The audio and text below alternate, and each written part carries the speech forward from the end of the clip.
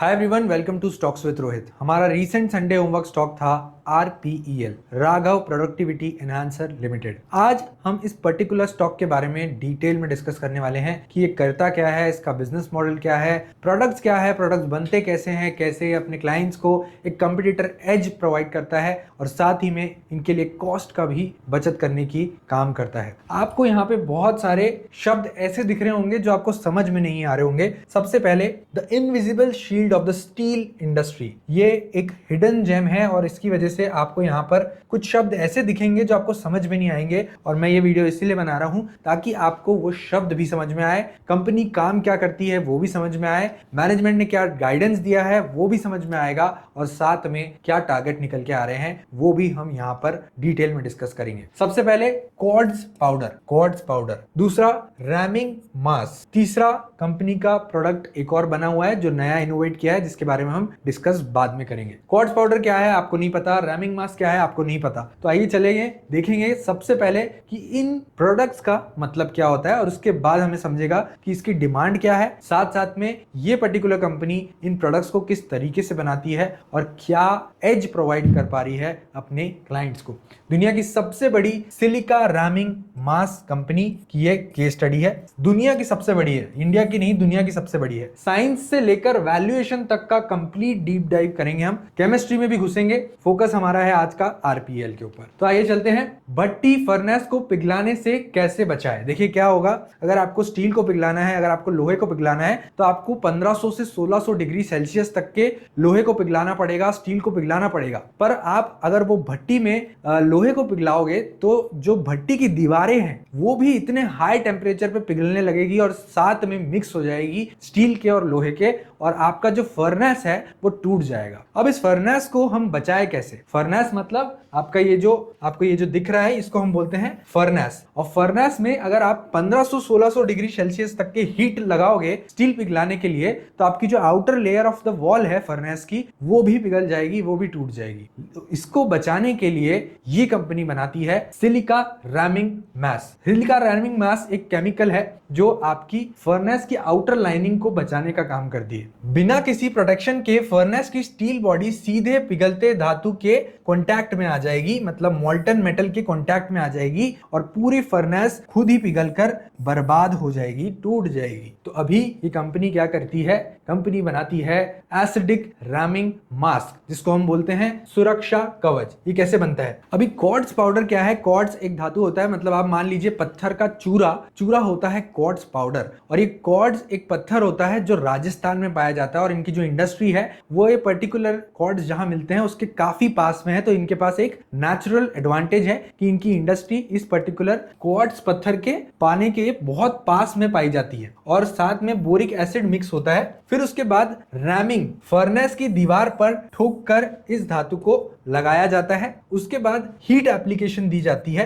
पहली बार भट्टी गर्म करना पड़ता है जिससे एक सिंटरेटिंग लेयर क्रिएट हो जाती है फर्नेस पे, सॉलिडिफाई होकर मजबूत प्रोटेक्टिव शेल बनाना, ये पर्टिकुलर काम पूरा कंपनी करती है, एक सुरक्षा कवच बनाती है। स्टील को अगर आपको पिघालना है तो फर्नेस को बचाने के लिए, नहीं तो बार बार आप फर्नेस लाएंगे तो कंपनी को बहुत महंगा पड़ेगा और इसीलिए कंपनी बार बार इसका ऑर्डर देती है। वो भी हम देखेंगे कि ये कंटिन्यूअसली कंपनी को ऑर्डर क्यों मिलते जा रहे हैं। रैमिंग मास का एक प्रोटेक्टिव लेयर मटेरियल है, जैसे कि घर की दीवार में सीमेंट प्लास्टर लगते हैं वैसे ही इसे फर्नेस के अंदर लगाया जाता है जिसकी वजह से यहाँ 1600 डिग्री सेल्सियस पर भी पिघलती धातु को सेफली होल्ड करता है। अभी इसे एसिडिक ही क्यों बोला जाता है, मतलब एसिडिक रैमिंग मास ही क्यों बोला जाता है, तो बिगनर का डाउट है इसे एसिडिक ही क्यों कहा जाता है। तो इंपॉर्टेंट है केमिस्ट्री को समझना। सिलिका केमिकली एसिडिक नेचर होता है और इसीलिए इसे एसिडिक कहा जाता है। इस पर आप ध्यान मत दीजिए, काफी हम केमिस्ट्री के अंदर घुस जाएंगे, हमको फाइनेंशियल पार्ट पे भी जाना है। द रिकरिंग रेवेन्यू मैजिक, अब ये समझिए आप, देखिए फर्नेस में रैमिंग मास लगता है, फर्नेस का यूज होता है, लाइनिंग जो है रैमिंग मास की वो वियर आउट होती है, मतलब एक बार आपने अगर लाइनिंग लगा दी रैमिंग मास की तो ऐसा नहीं है कि वो एक बार आप लगा देंगे तो पूरे आपको लाइफ टाइम वो यूज आ जाएगी, वो वियर आउट होती है और फिर इनके क्लाइंट्स को वापस से नया रैमिंग मास प्रोडक्ट खरीदना पड़ता है इन्हीं से। मतलब continuous wear and tear, her foundry को रेगुलर बेसिस पर लाइनिंग बदलनी पड़ती है, जिसकी वजह से इनका रेवेन्यू रिकरिंग बन जाता है। कस्टमर स्टिकीनेस, एक बार कस्टमर बन गया तो ये बार बार आपके लिए ऑर्डर लेके आएगा, और इसीलिए पूरे वर्ल्ड में ये एक्सपोर्ट कर रहे हैं, और एक्सपोर्ट करने की वजह से जितने इनके क्लाइंट्स बढ़ेंगे उतना इनका रेवेन्यू, रिकरिंग रेवेन्यू बढ़ते जाएगा, जो कि कंपनी के लिए बहुत पॉजिटिव है। Global export and massive utility, अब काम काय में आता है ये देख लेते हैं। स्टील फाउंड्री, ऑटो पार्ट्स, ये देखिए आप पूरे वर्ल्ड में आप ऑटो कंपनीज धमाल मचा रही है, इंडिया में भी ऑटो पार्ट्स कंपनी धमाल मचा रही है। अगर इस पर्टिकुलर पार्ट्स को बनाने में आपको ये चीज काम में आ रही है, अभी देखिए बहुत सारे ऑटो पार्ट स्टील से बनते हैं, तो स्टील का मोल्ड बनेगा, स्टील का मोल्ड बनेगा, ऑटो पार्ट का मोल्ड बनेगा, स्टील को पिघाला जाएगा, उस मोल्ड में डाला जाएगा। स्टील को पिघालने के लिए आपको क्या लगेगा? फर्नेस लगेगा। फर्नेस को बचाने के लिए क्या लगेगा? रैमिंग मास।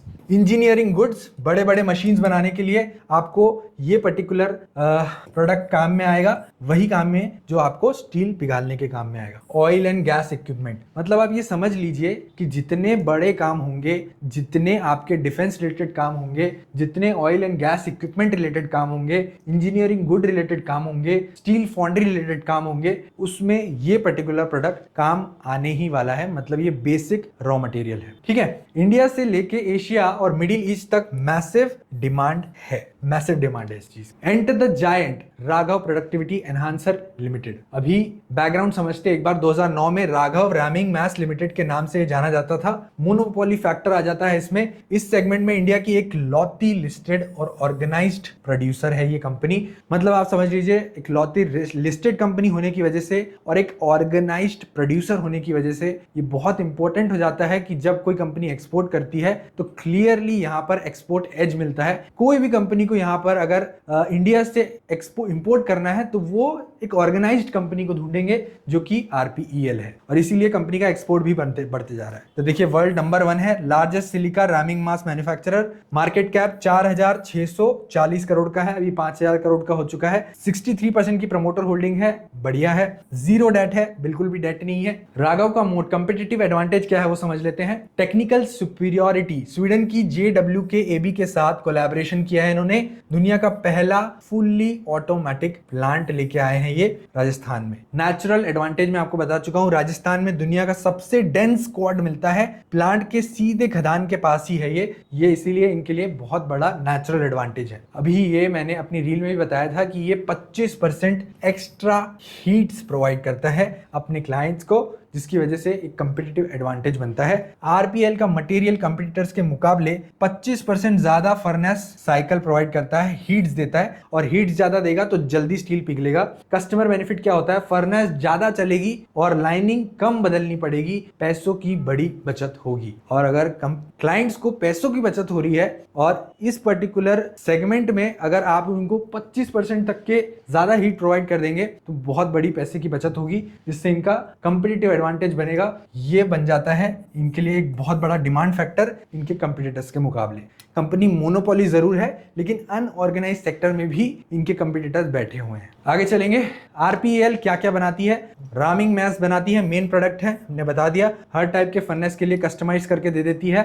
एसिडिक, व्हाइट और magnesite. High grade quartz powder बनाते हैं, diversified glass, ceramic, solar panels और सेमीकंडक्टर इंडस्ट्री में उपयोग होगा। सेमीकंडक्टर आ गया, आपको समझ में आ गया कि यहां से आपको बड़ा मुंह भी देखने मिल सकता है। टंडिश बोर्ड इनोवेशन किया है इन्होंने। स्टील प्लांट के लिए नया रॉ मटेरियल है ये, इंडस्ट्री फर्स्ट डिफरेंशिएटेड टेक्नोलॉजी है। ये इनका नया प्रोडक्ट है जिसके बारे में मैंने बताया था आपको। एक और प्रोडक्ट है और ये इसका नाम है टंडिश बोर्ड। फाइनेंशियल परफॉर्मेंस देख लेते हैं। 257 करोड़ का रेवेन्यू, 28.8% का year on year jump. Net profit 54 crore, 48% का ईयर ऑन ईयर जंप। और इनका बेसिक EPS बढ़ के हो गया है 8 से 12 का। टोटल फाइनेंस कॉस्ट सिर्फ 72 लाख है, मतलब समझिए कि डेट फ्री कंपनी है। ग्लोबल रिएक्शन है, 35 प्लस कंट्री में एक्सपोर्ट करते हैं अभी। और 10 ईयर ट्रैक रिकॉर्ड अगर आप देखोगे तो वॉल्यूम 28% कैगर से बढ़ रही है और 45% से EBITDA कैगर इनका बढ़ रहा है, मतलब ट्रैक रिकॉर्ड सॉलिड है। आगे का रास्ता, अभी आगे मैनेजमेंट ने क्या गाइडेंस दिया है वो देखते हैं। रेवेन्यू टारगेट मैनेजमेंट ने दिए हैं 500 से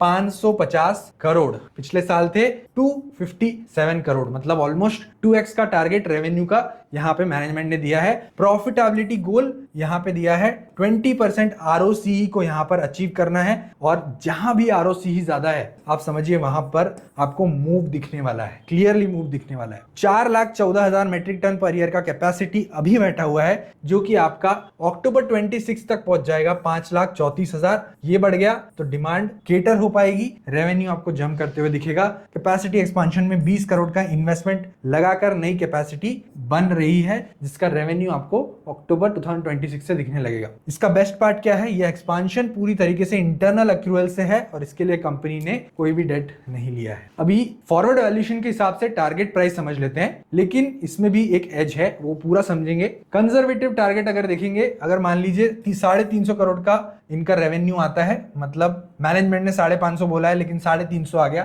तो बिल्कुल मैनेजमेंट यहां पर जितना बोल रही है उससे बहुत कम डिलीवर कर रही है, तो स्टॉक यहां पर गिरेगा।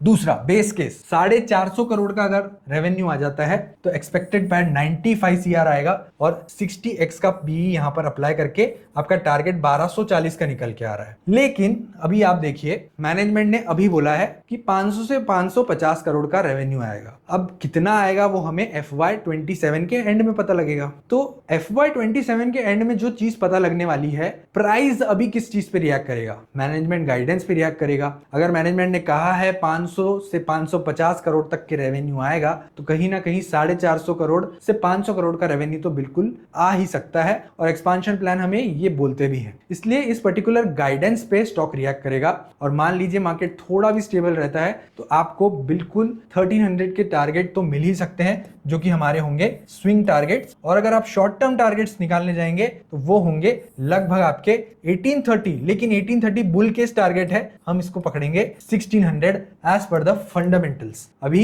ये है बुल केस, मतलब 550 करोड़ का टारगेट। पिछला अगर ट्रैक रिकॉर्ड देखेंगे तो मैनेजमेंट ने जितना भी यहां पर आपको बताया है कि हम इतना टारगेट अचीव कर लेंगे रेवेन्यू का, इतना टारगेट अचीव कर लेंगे प्रॉफिट का, उससे ज्यादा ही डिलीवर किया है, और इसीलिए मैंने इस कंपनी को आपके लिए चुना है। वैल्यूएशन रिस्क जरूर है, स्टॉक अभी महंगा है, 93 PE पे ट्रेड कर रहा है, तो बिल्कुल यहां पे अगर मैनेजमेंट डिलीवर नहीं करता है तो आपको यहां पर गिरावट भी देखने मिल सकती है। लेकिन अभी मैनेजमेंट ने बोला है डिलीवर करेगा, 1 साल लगेगा, पूरी सच्चाई हमारे आने के लिए पूरा 1 साल लगेगा। अभी मैनेजमेंट ने जो बोला है प्राइस उस पर रिएक्ट करेगा, और इसीलिए हमारा स्विंग टारगेट 1300 का, तुरंत 1300 आएगा, हम यहाँ पर बाहर हो जाएंगे फॉर स्विंग टारगेट्स। बट अगर आप इसे 2 से 6 महीने के लिए होल्ड कर सकते हैं तो बिल्कुल, अगर सब कुछ सही रहता है, और अगर Q1 का revenue as per 550 crore yearly revenue का आता है, तो आपको यहाँ पर वैसी ही तेजी और देखने को मिल सकती है। और यहाँ पे 2 रीजन लिखे हैं मैंने, debt free company delivering 28 to 48% profit growth.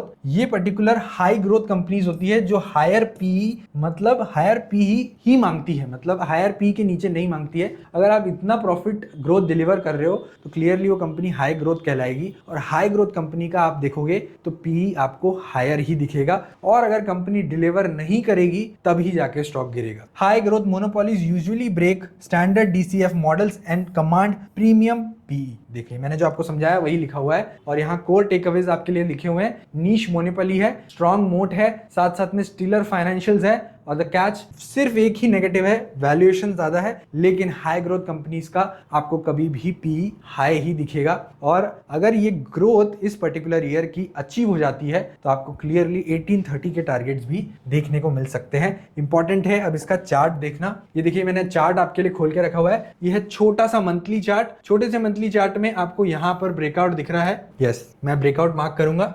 Breakout इसका 1077 पर आ चुका है, और इसीलिए मैंने आपको इसका एंट्री लेवल जो है वो करंट मार्केट प्राइस ही बताया था, जहां पर कंपनी की ओपनिंग हुई थी मंडे को 1090 के आसपास, और यही थी हमारी कंपनी की बाइंग। टारगेट हमने यहाँ पर इस तरीके के सेट करके रखे हुए हैं। पहला हमारा टारगेट 1300 और 1600 for short term. Stop loss हम रखेंगे यहाँ पे डेली चार्ट्स में निकाल के, आपको मैं यहाँ पर स्टॉप लॉस बताऊंगा कि हम स्टॉप लॉस क्या रखेंगे। यस, सो आप देख रहे हैं कि कंपनी कभी भी अपने 50 मूविंग एवरेज को ज्यादा नहीं तोड़ता है, 50 मूविंग एवरेज को रिस्पेक्ट करता है। तो इसलिए 50 मूविंग एवरेज इसका बैठा हुआ है 940 पर, इसलिए स्टॉप लॉस हम 930 का लगा लेंगे क्लोजिंग बेसिस अगर ये टूटता है तो हम एग्जिट करेंगे, otherwise we will hold this particular stock for the targets given. पूरा शुरुआत से हमने इसे समझा, केमिस्ट्री से लेकर कंपनी बनाती क्या है, किस प्रॉब्लम को सॉल्व करती है और क्या डिमांड केटर कर रही है अपने कंपीटिटर्स के मुकाबले, कहां पर इसका एज बैठा हुआ है,